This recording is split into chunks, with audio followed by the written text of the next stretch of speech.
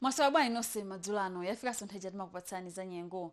Kunazizira kwambiri mawawu ku Nzuzu ndi mulingo okwanira 7-8 ku bwalo la ndege la Kamuzu ku Lilongwe, komanso kudedza ndi ku Avumbe Utcholo kunazizira kwambiri ndi mulingo okwanira 10. Pakali pano tikuyembekeza nyengo ya mitambo yapatali kupitirira m'madera ambiri a mdziko muno, ndipo kuzizira ndithu usiku komanso m'badakucha kumatiziyembekeza nyengo yofunda madera ambiri chakumasana. Tikuyembekezeranso mphepo yamphamvu yamwera kuyamba kuomba pa nyanja zathu monga nyanja ya Malawi komanso ya Chilwa kuyambira la mulungu lino pa 27 July 2025 ndi tiyeni tonse amene timagwiritsa ntchito nyanjazi kuphatikizapo asodzi tikakhala atcheru. Izi choncho kamba ka mphepo zomwe tiyambe kulandira mdziko muno kuchokera nyanja ya Mchere ya India chakumwera kumvuma kumafalikira m'madera ambiri a mdziko muno, zomwe zizikhala zozizira komanso zachinyontho chochuluka.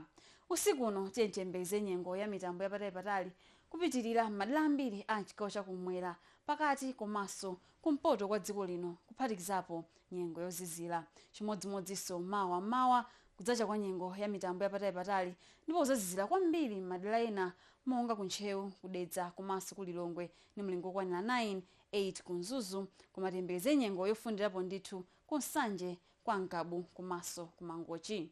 Mawa masana tiyembekeze nyengo ya mitambo yapatali kudzapitirira m'madera ambiri a chigawo chakumwera pakati komanso kumpoto kwa dziko lino.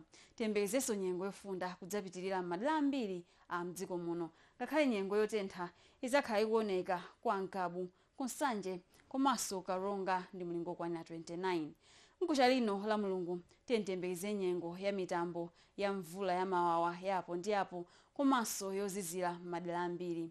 Tiyembekezerenso mphepo yamphamvu yamwera kudzayamba pa nyanja zathu monga nyanja ya Malawi komanso ya Chilwa ndi tiyeni tonse tikakhala atcheru. Madzulo ano munali ndine Tapewa Khuta kumutu. Khala nozindikira dziwani za nyengo.